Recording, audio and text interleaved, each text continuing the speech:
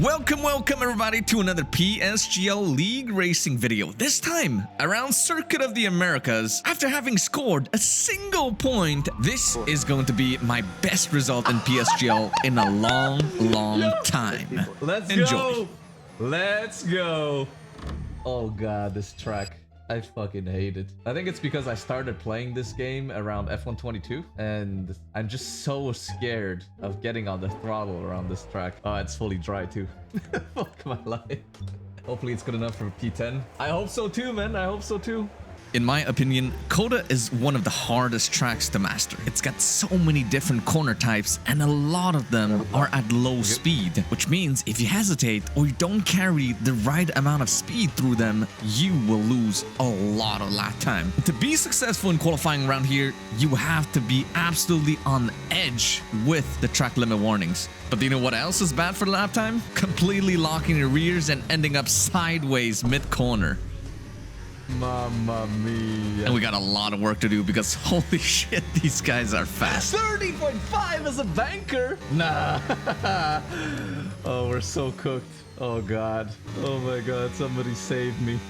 This corner is... Yeah, we lost the 10. There's 2 10s in the first sector. There's 3 10s at this hairpin. What else is doing? Oh great. My fucking teammate is blocking me. 30.3? Jesus Christ. Unfortunately though, even on the second lap, we don't really improve that much. It's a very mid lap, extremely under the limit, and it's only a 31.0. Okay, last lap is gonna be a full send. Ay, P14. Oh. This is it. This is the lap that counts. We're down in P14, so realistically, there's nothing to lose. No risk, full push on this last lap. Down to 80% on the main straight, and we start harvesting a little early into turn 1, braking right after the safety car black box. Beautiful on the exit, actually. 600s of coming out of turn 1, and it is close to a 10th up going into the S's. How on the limit can we be with the track limits? We take a little save, so that might have cost us half a 10th, maybe a 10th even. A little deep on this right-handed, but we get a beautiful cut over that left. But now into this uphill, a little wide again on the entry. But we carry good speed on the exit, and now coming towards the hairpin. How much time can we gain coming into this corner? Try to straight line the car as much as possible. Don't clip the inside curb. Beautiful on the exit. It's 2 tenths up. Come on, baby. Close to 2 tenths and a half. And now we stay close to the right-hand side, running over the edges of the track limit because the braking zone is going to be to the right. And we want to minimize driving distance down to 23% battery. Straight line the braking, but then you gotta be brave over this curve. Beautiful rotation, actually.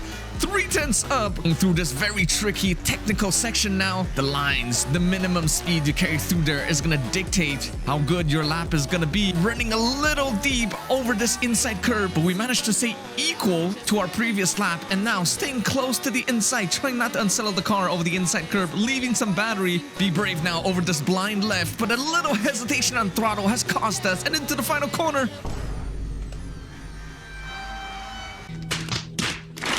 Disaster, tragedy, depression.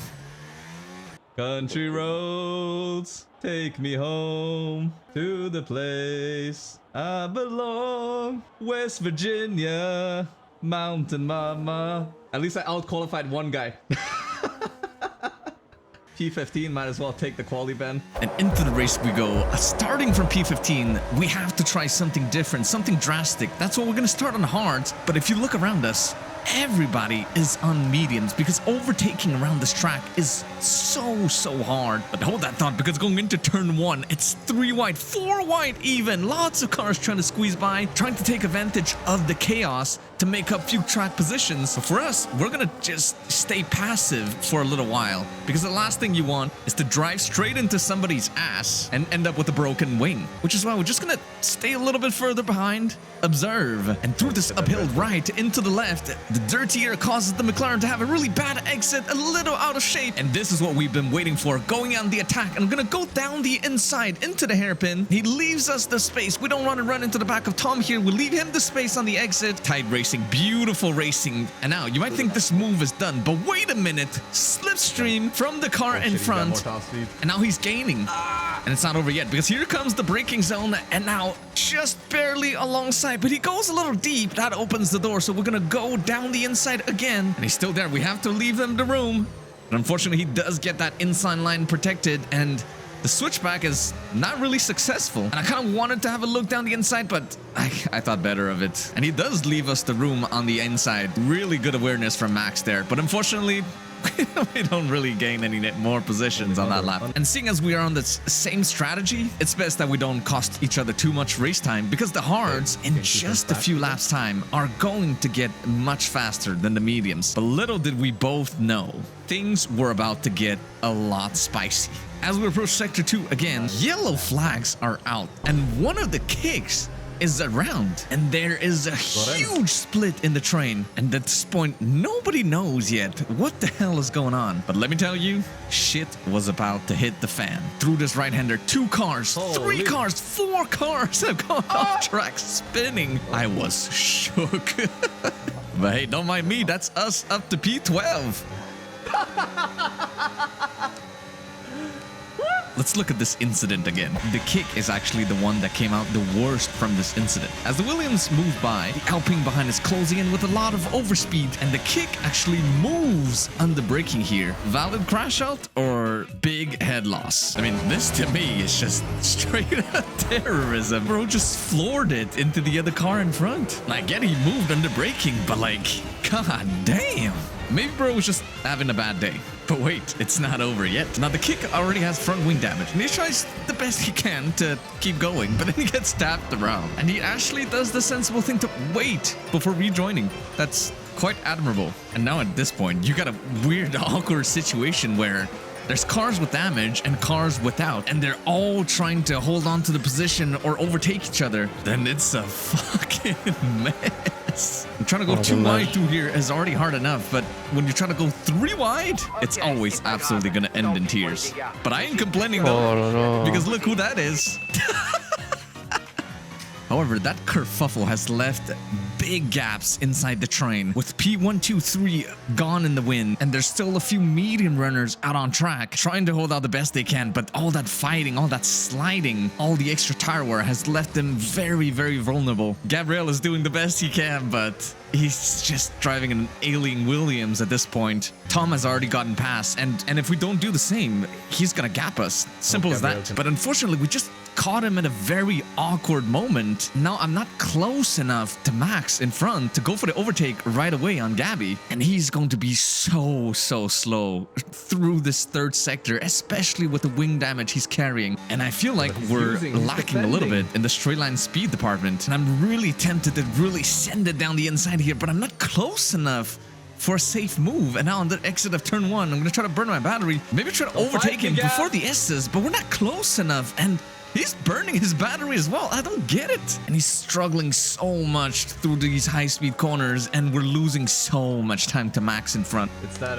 TRT teamwork. And by the time we finally get past, the gap to Max is now 1.7 seconds, and I wave a little bit to tell him, hey man, that was not smart from either of us. And the gap is currently 1.4 tenths to Max, and you just know that he is pushing as well to get back inside that 1 second window from Tom 97. But we have to do the same, because that DRS is such a crucial tool in the race.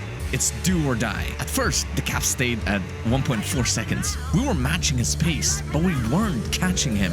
And he's closing in on Tom. And at this point I was thinking, even if we don't catch him, I'm happy to maintain this gap, because with just a pit stop, with an early undercut, we could get back within that 1 second window. I was pushing so hard, because at this point I remember I was already on 2 warnings, and having to maintain the pace to the car in front, it was not an easy task. But then the gap started to melt, first to Tom, but then to Max. And this one I got told by my engineer, another lap like this and you are inside the 1 second window. And I'm pushing it to the limit, 1.2 tenths onto this DRS straight, and this part right here is a lot of fun. This beats sitting in a DRS train for 28 laps straight. We were both pushing each other to our limits, and you can just see how hard I'm pushing with the throttle, the steering, the lines I'm taking. The tires are screaming through this fast right-hander. We're almost inside that 1 second window. I'm burning overtake on the exit. Can we send it just hard enough No, Max is already within that 1 second window and we are not. And this is where he's gonna start gaining free lap time. And on the exit of the final corner, just briefly, we were inside that 1 second window, but not quite. And I'm getting really frustrated here because right there, I barely missed out on the DRS detection point. Again, going deep, the frustration getting the better of me. And all the while, Max has picked up a 3-second penalty of his own. And he wouldn't be the first person to fall victim to that. And all the while, I'm actually gaining time to Tom, but Max is just barely out of reach thanks to the DRS. Oh, fucking DRS. However, though, the leaders of the race, who have boxed onto new hards, have actually caught up to us. And this is a little tool in racecraft right here. My gap is actually steadily shrinking to Tom. 2.2 seconds out of this hairpin. And on the straight here, I'm not going to defend at all. I'm going to let the leaders go. Hopefully, by letting them through, I can take advantage of the DRS and have them drag me back towards Tom, which is why into the third sector, I'm not even going to defend against the Red Bull behind. I'm going to move out of the way, open the door for him, just let him go, because fighting him here would just be pointless, because they are also going to cut through Max and Tom. So just by staying inside that 1 second window, we can benefit from their extra pace, from their brand new hards. Mind you, we're still running with 2 track limit warnings right now, and staying inside that 1 second window is so tough. Just barely we hang on. We stay inside that 1 second window, but there's also a Merc behind with much fresher hards, which I'm also not going to defend against. And as I had predicted, the leaders have chosen to go side by side with the 2 guys in front that are all on older tires, and that's going to allow us to close in again, get DRS for free. And now we are on the back of Tom, just like that, for free. By picking our battles, we've managed to basically get a free lift up to the train. And again, there's a Merc behind us on much fresher hards, and we're not going to put up a fight at all because our fight is not with him. We still have to box. They've already done their pit stop. I'm basically just a passenger at this point. But what we are going to attempt, though, is a filthy undercut at the end of lap 17. We're going to go into the pits already by putting on a fresh set of mediums, being careful not to get a 10-second penalty. With 11 laps to go, these mediums will have to go the distance, and the tire degradation here is absolutely through the roof. There's so many corners. It just turns and turns and turns, and so many heavy traction zones that the rears are absolutely screaming at the end of every lap. But we want to take advantage of these mediums to pull as big of a gap to those 2 guys as possible. Finally, clean air, and finally we can push like hell. And you can see the difference in grip between the mediums and the hards. The car just turns so much better. It's so much more responsive, and you can get back on throttle so much quicker. And as we get to the end of the lap, Max has decided to box, while Tom has decided to push on. We actually set a purple sector 3, going to show how great our pace has been. But going into turn 1, Max is right there. We're gonna have to leave some room to him on the inside lest we want to collide. But to me, that was a successful undercut. He was a second or 2 up the road, and immediately I'm gonna wiggle to signal to him that I don't want to fight. We have to work together here to maximize our race time as much as possible in this last stint, and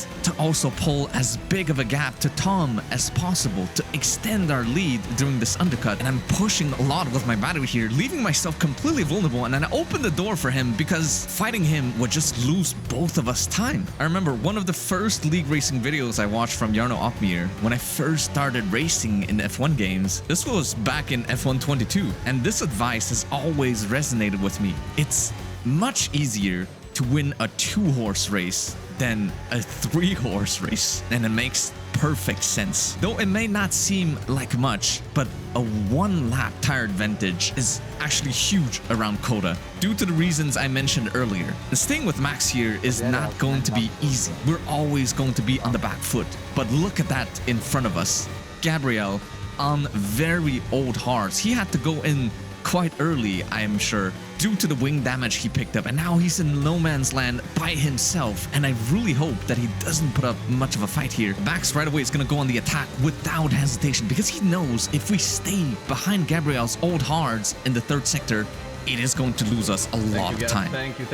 Grazie. And I'm so grateful that Gabriel didn't put up a fight here, because if we stayed through this entire technical section behind, we probably would have lost Max for good, especially with the tire advantage he had. And at this point, we were still making good progress, but we were slowly starting to lose out against the newer, fresher mediums from Max's McLaren. And I'm pushing like hell to stay within that 1 second window, because he's actually pulling us towards the kick in front. And if you look around, most people already have a 3-second penalty. This means we only need to gain 2 seconds to the kick in front to gain 2 free positions. So it is vital that we do not drop out of this 1 second window. And just a lap later, the gap is now down to 4.5 seconds to Takubi. And we're both pushing like hell. You can just see Max's car wants to step out through these high-speed corners. This was so much fun. This is so much more fun than sitting in a DRS train all race. Did I say this already? If I didn't, well, there you go again. However, though, nobody was going to expect the surprise that was going to hit us. On lap 25, a safety car comes out. Oh, safety car. Yes, Kai, that's right. It's such a blessing that we actually win for the balanced allocation, because now we're going to jump on the fresh set of mediums, while most people have opted to go for the harder allocation. So they either have to choose between used softs from qualifying or a fresh set of hards, which are not going to be ideal with only 2 racing laps to go. And look at all the cars in front, all bunched up. Most of them have a 3-second penalty, some of them even 6 seconds.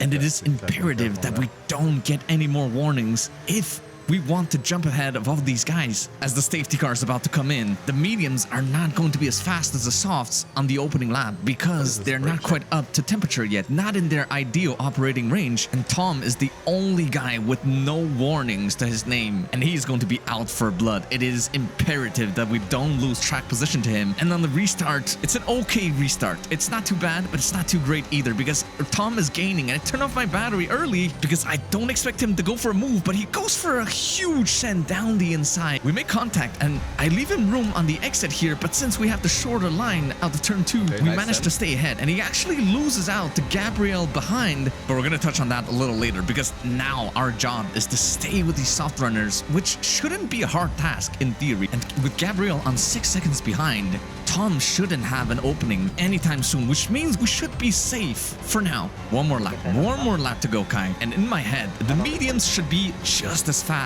as the softs now. And I'm saving some battery wherever I can, because I don't need to go for the overtake on track. I just need to stay as close as possible to gain as many positions as possible by the time we reach the checker flags. Yeah, not worth it.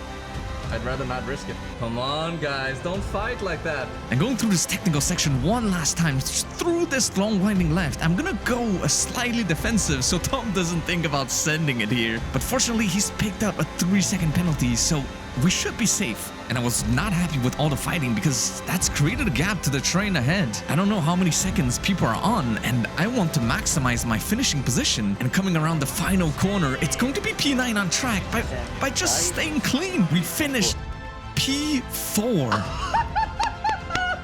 Yo, That's P4. let's go. Let's go. Holy shit. Where did I start? P15? Oh, man. Oh, grazie ragazzi, grazie ragazzi. What a fucking banger of a race. I can't believe it. Oh my god. If you enjoyed this video, make sure to subscribe to my channel to support me. As for Daniel, well, let's just say that he's gonna be taking a long vacation from PSGL. What do you think? Was this ban justified, or was it a little too harsh? Let me know in the comments below. And as for the incident between Tom and I, he did report me, but in the end, the stewards deemed it as a racing incident where no party was particularly to blame. Though I could have left him a little bit more room on the inside, it was still a very optimistic move by nature. And with the angle and speed at which he was headed into the corner, we were going to touch no matter what. And that's it, folks. We're up to P8, right behind Tom 97 in the Drivers' Championship. Stay tuned for the next PSGL race, which is going to be at Monaco after a quick break week. And again, thank you all so much for watching. I will be seeing you very soon. Ciao, ciao.